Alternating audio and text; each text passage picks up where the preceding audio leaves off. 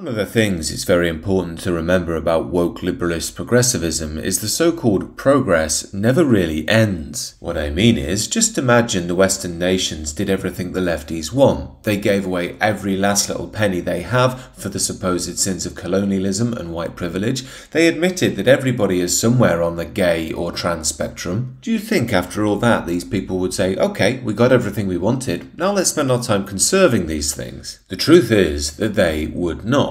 Why? Because while in history you can find some instances where change is needed, most of the time, most people who look for supposed social justice are actually only doing so because they have an ego investment in being some heroic figure fighting against an evil power structure. So even if they got everything they absolutely wanted, their souls would crave something else to fill the addiction. Henceforth, they'd probably start focusing on people's right to marry their dog or the right for midgets to play in the NBA or whatever. Once you understand how this works, you understand the nature of modern progressivism. These radicals, these agitators will do absolutely anything to seem oppressed, even to convince themselves they are oppressed, to feel that yearning within. This is why the BBC, along with a load of woke idiots, is mooting dropping the term ethnic minority in favour of global majority. Now, do you really think it was stuffy, oppressive Western white males in grey suits who came up with the term ethnic minority? Of course it wasn't. It was these woke people themselves who come up with these things. However, they have to make out that someone else did in order to feel oppressed and push for some form of supposed progress. Campaigner Donna Alley said of the term global majority, it speaks to unity, it gives you prominence, and I think it helps us feel not less than. She's the founder of Be Excellence, a community interest company that aims to raise representation of Black,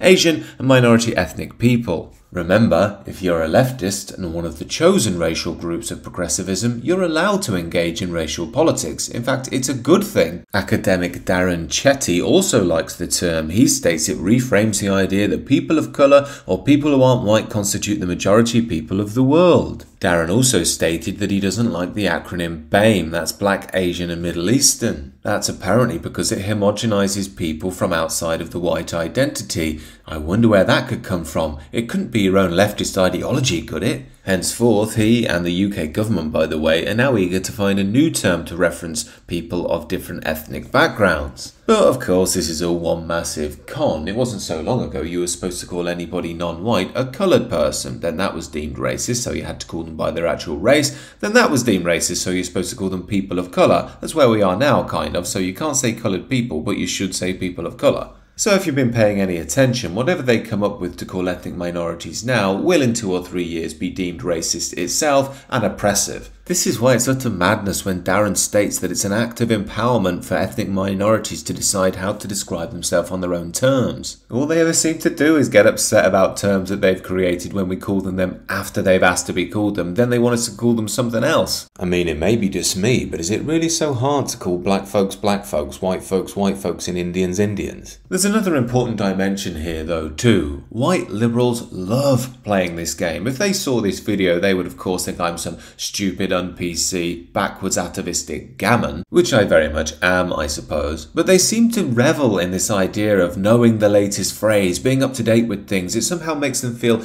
enlightened, compassionate, knowing, unlike us stupid people who just stick with the words from yesteryear. But this is modern Britain in a nutshell, isn't it? We spend all our time chasing our tails, and when we finally get the tail, you're yelled at as a racist. Yet, however, the silver lining in all of this is I believe there's a risk factor in changing the phrase to global majority. That is, that Europeans around the world are actually a very small group. Now, we have a lot of cultural and economic power due to the strength of our civilizations. Of course, leftists and liberals would see that as oppression and so on. But that gets me to the core point. Are we really going to take this leftist line on what the European people are? An evil, oppressive group who've ruined the world for everybody else? Is that wise when we have an increasing global majority who are being told by the liberal left ideology that we're evil, that we deserve punishment for the past? To me, it seems it's only going to wake more European origin people up into realising our countries are being flooded with people who are being told we're the epitome of pure evil